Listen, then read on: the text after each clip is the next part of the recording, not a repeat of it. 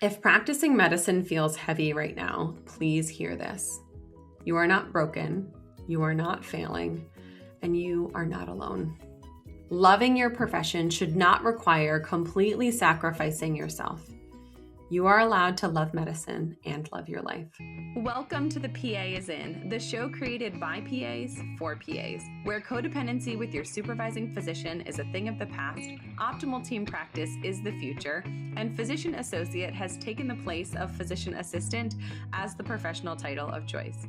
I'm Tracy Bingaman, and I'm obsessed with redefining what success as a PA looks like and what it feels like. Here you'll find the mindset shifts, systems, and processes I use to escape healthcare burnout and integrate my work into my life. Work-life balance is a myth, and an integrated life where you thrive professionally, not a balancing act, is the goal here.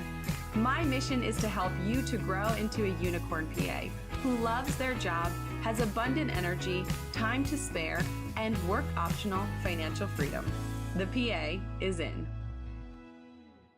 Hey friend, and welcome back to The PA is In. I'm your host, Tracy Bingaman. I'm a PA, clinician career coach, and someone who has loved this profession, physician assistant turned physician associate, deeply, and also struggled with the demands of working in healthcare almost as deeply. Today's episode is for the PA who didn't fall out of love with medicine, but feels like something that once lit them up has slowly started to weigh them down. Because here is what I hear all the time in one-on-one coaching, in conversations on LinkedIn, in messages on Instagram. I don't hate my job. I'm not bad at what I do. I don't even want to quit medicine altogether. And yet I'm exhausted. I feel numb. I can't or don't care as deeply as I once did. I dread Mondays, my next shift, heading back to the hospital or the clinic, or even I don't recognize myself anymore. Or we look around and we don't recognize healthcare anymore. It has changed since we entered this game and decided that this is what we want to do in our life and in our career. And I want to say this right out of the gate. If medicine and working in the healthcare system feels heavy right now, it does not mean that you chose the wrong career. It also does not mean that you are weak or that you have failed. Burnout is not a personal failing. Waxing and waning feelings of passion, compassion, energy, and fulfillment are par for the course when healthcare is your profession. Often, that waning passion means something much simpler and, interestingly, oftentimes much more fixable. The way that you are being asked to practice medicine is no longer aligned with who you are. Today, we're talking about what to do when that passion that you started PA school with has burned out, just like you. Okay, here we go. Most of us started this career full of fire, and I still see that in my students that I precept, thankfully. We were proud, we were motivated, we were willing to work hard because we felt like it meant something. We loved learning and connecting with patients. We loved being useful, capable, and needed. And then slowly, over months to years of practicing medicine in a weird healthcare system that is very broken, things shifted. This shift is not overnight or dramatic. We don't wake up one morning and suddenly realize everything is different, but the shift is often quiet.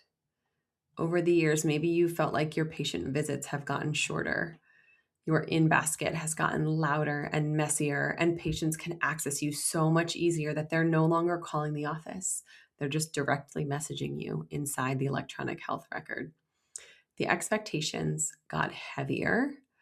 The documentation burden became higher because electronic medical records, for all of the things that they are good at, they do expect that we know everything about the patient from birth on. And as this shift happened, you started doing more with less time, less support from your staff, less support from your administration, maybe even less support from your colleagues, and fewer of those opportunities for you to feel really, truly proud of the work that you are doing. And here's the part that no one talks about enough. at least not in public. I do think we're starting to have these conversations between ourselves. A lot of the work that drains clinicians is invisible. You chart after you're home after you finish dinner. That emotional weight that you carry home after a hard visit with a patient you've known for a long time. That constant mental load of, did I miss something? Did I do what was right? Did I get the diagnosis and treatment plan right? Did I meet that patient where they were today? And maybe you feel like you're always the reliable one and you keep showing up and doing the right thing without recognition or compensation. I have found that doing the right thing, whether that's what you morally know is right or doing the right thing for the patient or what is right for them, if you are doing that time and time again without the support, the time, and the energy and the resources to back you up, over time, that does something to you. It drains you. It makes you start to feel like you are the only one swimming upstream. It doesn't make you lazy to feel like, hey, is it just me? I feel like I'm doing so much. It doesn't make you ungrateful for the position that you are in to diagnose and treat patients. And it definitely doesn't make you unfit to practice medicine. It makes you human. It means that you are tired. Overwork without support, these increasing demands, lack of backup, not enough human resources. That's the first piece of feeling dispassionate or like the light in your eyes has gone out and really disenchanted with the way that the healthcare system operates. The second part is values drift. What mattered to you at the beginning of your career, achievement, proving yourself, making those docs that you work with realize that PAs can be a valued member of the team and you can show them what you can do, saying yes again and again, raising your hand for opportunities, leaning in at work, doing all those things that we know we want to do, often isn't what matters most to you 10 or 20 years down the line. And we need that new grad energy, that excitement, and that mentality, but it doesn't tend to be super durable. Working in medicine has a way of trying us. I'm certain that it traumatizes us collectively and individually, and it beats that excitement and that naivete right out of us. When I have students that come to my office on Friday mornings, they are so eager. They are so bright and bubbly and energetic, and I can just tell that they have not yet experienced some of the things that I have experienced as a clinician. Ahead of them, and between their experience as a PA student on rotation and my experience as a practicing PA with 13 years of experience, there are long days, moral injury, compassion fatigue, an employer, a team, a supervisor, or a collaborating doc, PA and NP colleagues who turn over and who change. Now that things have changed, now that I am on the other side of that coin with nearly 15 years of experience, now I care about things differently. And that may be true for you also. Maybe now you care more about your own time, your autonomy in the practice of medicine, or your autonomy in life. Protecting your energy, being present with your family, your lifestyle, and your schedule. Or simply, you value not feeling so unbelievably depleted each and every day. But medicine doesn't automatically evolve with you. In fact, in my experience as a clinician and working with others in one-on-one and group coaching, you have to be incredibly intentional about making changes to keep your career in check and to help your career fit into your life, not the other way around. So many PAs internalize this tension between the demands at work and those deeply held values that they have that may have shifted over time and think, maybe I just can't handle this anymore. Maybe this just isn't for me. Maybe I got it wrong when I decided what I wanted to do and be and grow up into. But the actual truth is that you've been handling too much for too long. It's not you. Things have changed, both at work and the healthcare system and in life. And that can end up with a mismatch there. And recognizing when work is no longer aligned with your values is a really important first step. So if you've been feeling like you've lost that passion, like you don't feel as deeply for your patients as you once did early on in your career or as a student, take a look at your values and take a look at what you're being asked to do at work and see, is that where the mismatch is? We're going to talk about why fixing burnout doesn't work. We've all heard that general burnout advice, right? Take a vacation, practice more self-care, get a morning routine, try yoga or meditation or gratitude. And listen, I think all of those things can help, likely temporarily, but I'm not going to discount the fact that we do need to practice more self-care. We are responsible for our own basic needs. It's important to be present and practice awe and have connection and reflection and anticipate fun things. And yes, you absolutely do need to use your PTO, even when it's hard. And even when you feel like it's burdening those around you, because you know what it feels like when someone else is off. So those things can absolutely help you feel better in the moment. And I think over time, if you practice them regularly, but they don't solve the core problem, because you cannot self-care your way out of a job that is structurally misaligned with your life. You cannot PTO your way to more passion and feeling like you suddenly have purpose and you're excited to go to work again. You can't bubble bath your way out of chronic overwork, a lack of control, moral distress, or a schedule that leaves you with nothing to pour into yourself, your life, and your family. This is why so many people take time off and come back feeling worse. Because stepping away is great and travel is amazing, and you will see me raising my hand for all of the opportunities to go all of the places. But having that time off, stepping away from what we despise about work and what it's asking of us, it highlights that discrepancy. And it makes it so glaringly obvious to us that when we go back to work and we have that sinking pit in our stomach, that we're forced to sort of grapple with that realization that, maybe something needs to change here. And that contrast can be physically painful, even if for you that is the Sunday scaries, right? Or you have an overnight shift and you're really dreading it, and that anticipation is making you hurt. You know what's underrated?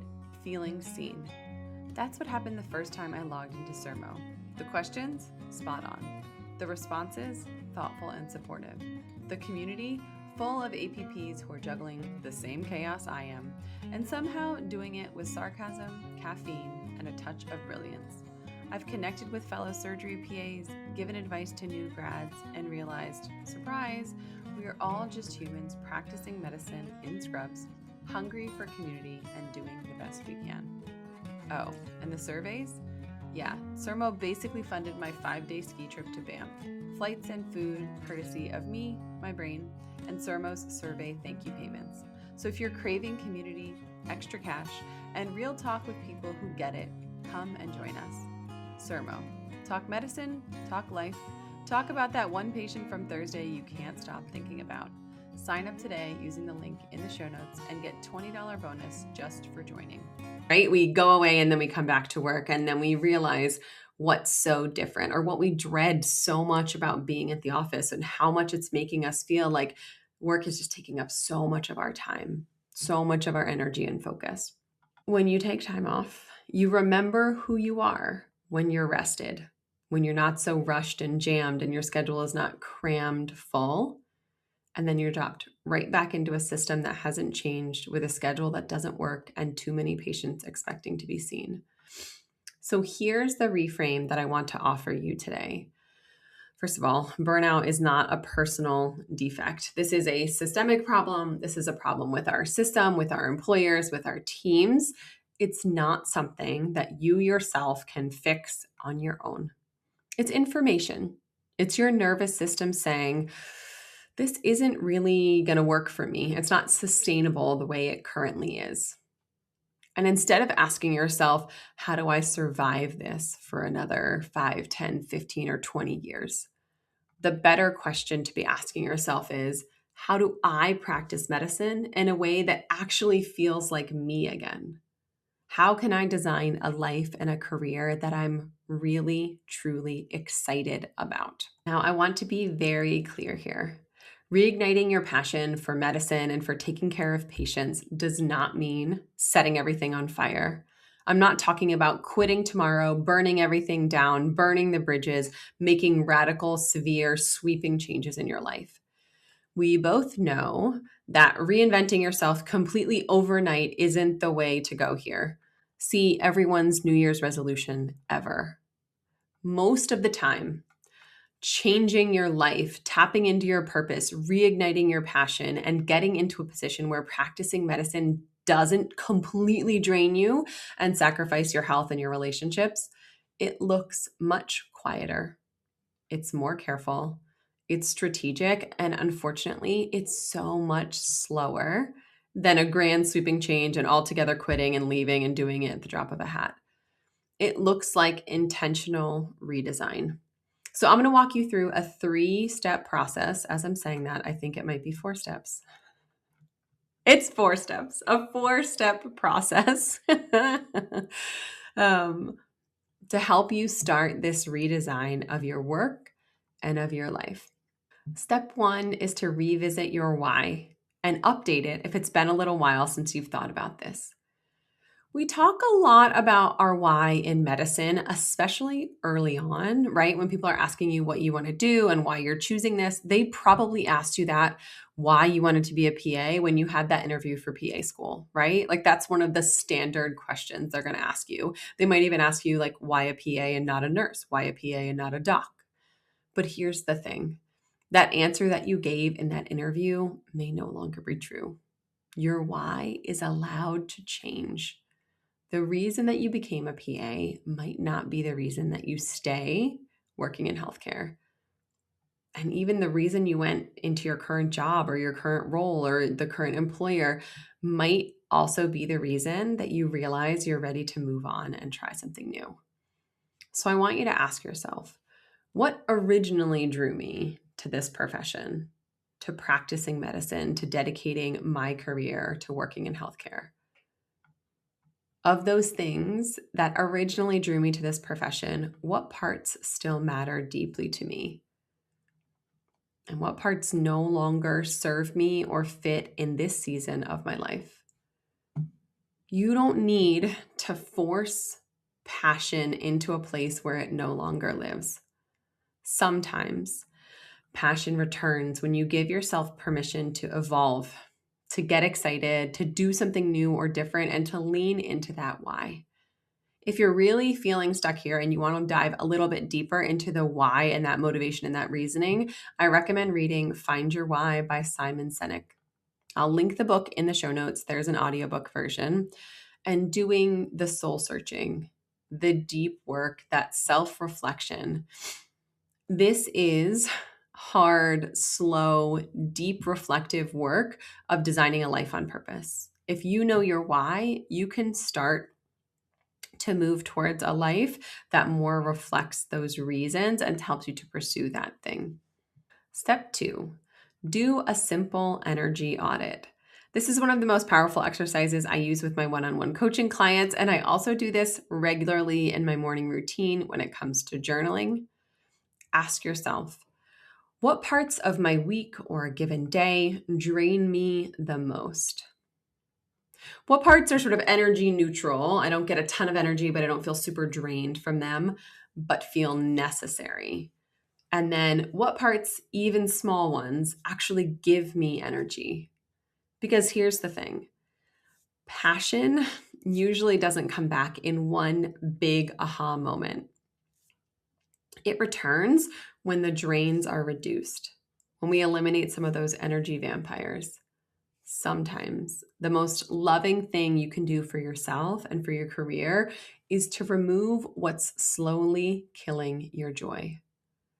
That may be stepping back from administrative or leadership position to go back to the bedside more often.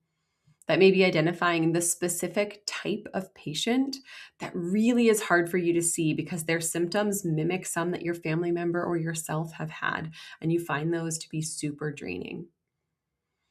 Then, as you're doing this exercise, think about those most draining activities and get creative about how you can minimize, consolidate, or delegate, or even change the way that you approach those things.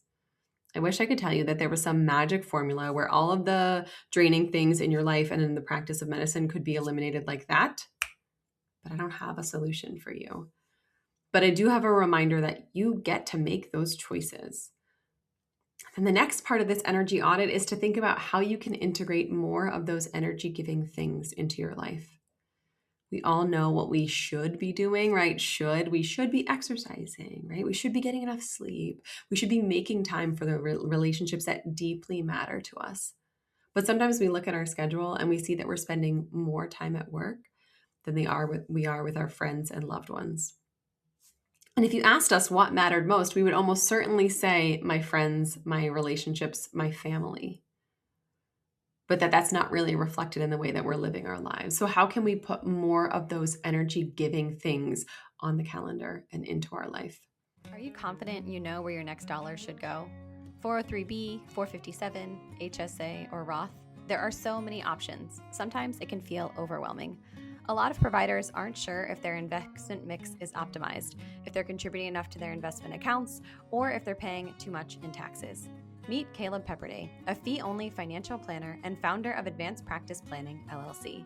Caleb helps PAs create a clear plan of action that allows them to fast-track their path to work optional living, all while keeping more of what they earn today. Caleb's process identifies the strategies that make the most sense for each PA situation and provides step-by-step guidance to put them into action. For our listeners, Caleb is offering a free one-on-one consultation where he will provide feedback on the steps you've taken in your own financial situation and if you're on track to achieve your goals. Caleb will also help you to determine if your situation warrants needing to work with a financial planner or if you're on track doing it by yourself. Head to advancedpracticeplanning.com/FI to grab your free consultation time slot. These consultations are capped each week to keep turnaround fast. That's advancedpracticeplanning.com/FI. Advanced Practice Planning, LLC is a registered investment advisor in Montana and Pennsylvania. Advisory services are only offered to clients or prospective clients where Advanced Practice Planning, LLC and its representatives are properly registered or exempt from registration. Registration as an investment advisor is not an endorsement of the firm by securities regulators and does not mean the advisor has achieved a specific level of skill or ability. This advertisement is for informational purposes only and does not constitute individualized advice or a guarantee that you will achieve a desired result.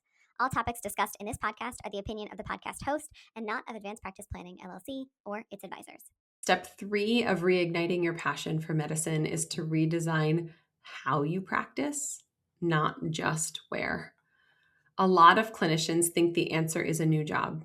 And I'm not going to lie, that is oftentimes something that we can do. I have done it many times in my career. But often, the bigger lever to pull than a job, than a change in job or setting or specialty is how you practice. And the beauty about this is you can change it now without anyone's sort of hiring you or making some big change or, moving or going to a new practice, right? So how you practice, can you adjust your schedule? Can you lengthen your visits a little bit? Can you change the mix of patients on your template or how they're arranged or how many acute visits you're seeing in a row or how many new consults you see in a morning block or an afternoon block? Can you do more teaching or mentoring? Can you get into or out of a leadership position? Can you develop a passion project or find a new role at your current job that you are excited about? I talked about this on last episode, an interview with Annie Wildermuth, which if you're interested in non-clinical work and you're interested in being really strategic and intentional about your career moves, put that one in your podcast queue. It's episode 358. Definitely check it out. But oftentimes when we're burned out, it's because we're doing the same thing again and again. We don't feel like we're making a difference. We don't feel fulfilled. So can you find something that you're passionate and excited about inside of your current role and make that better or do more of that thing? Or even starting a side gig that restores some of that autonomy and creativity, that gives you something to be excited about, that generates some additional income for your family. You're allowed to build a portfolio career. In modern medicine, I do see people doing this more and more now, but 10 or 15 years ago, I didn't see a whole lot of people who were doing this, who were building this portfolio career, this robust professional life with multiple roles, multiple income streams, instead of relying on a single full-time job for our identity, for our income, for our fulfillment, and that sense of purpose and passion, and also for that quote unquote job security. Rather than asking one single job to meet all of your needs, financial, emotional, intellectual, creative, a portfolio career, and even more so, a portfolio life spreads those needs across different roles and different aspects of your life. You're allowed to want variety and space and creativity and something different. Medicine also doesn't have to be the only place that you find meaning and depth and importance in your life. You are a complex person with a depth of interests and a breadth of ways that you can pursue those passions. Being a PA is what you do. It's not the entirety of who you are. And step 4, which is really important and a reminder that I need just as much as you, is to stop optimizing for looking successful. This one is big, huge, massive. So many PAs look really, truly successful on paper. Good salary, good title, a sexy specialty, a respected institution or employer that people know when you mention the name of where you work, a coveted setting or schedule. And yet, despite those outward-facing impressive successes on paper, they're quietly miserable. Your career does not need to impress anyone else. Your life certainly doesn't need to look like theirs. Your career, you probably need it to support you and your life and your family. And that shift in how your life and work feels, instead of how it looks or what other people are going to think about the moves or changes that you're making, might mean choosing less prestige, less volume, a lower paying specialty with a higher quality of life, or a different version of enough. It's not settling. It's wisdom and discernment and intentionality. Really doing some thinking and getting a handle on what your different enough set points are, I cannot emphasize enough how important that is. Think about how much is enough for you. How much money? How many hours worked? How many years of service? How much achievement or responsibility? Think about completing this sentence. I'll know I have enough when. And answer it for things like money. I know I'll have enough money when. Or time. I know I'll have enough time when. Or energy. Or that you have enough work to do. When we identify our own unique enough set point for these things, we can start to shift the paradigm through which we see work and life and those things that matter most to us, and stop sort of chasing someone else's idea of an enough point. So if you're listening to this and thinking, okay, that sounds great in theory, right? But I don't even know what I can change yet. That's okay. The point of this episode is not for you to walk away with a 12-page, single-spaced, 5-year strategic career and life plan, because we all know that that is not how this works. But here's what I want you to do. If you have gone through this exercise, amazing. If you are like, listen, I need the Reader's Digest version, take out a piece of paper or a Post-it note or open the Notes app on your phone and answer this question. What would a good day at work actually feel like?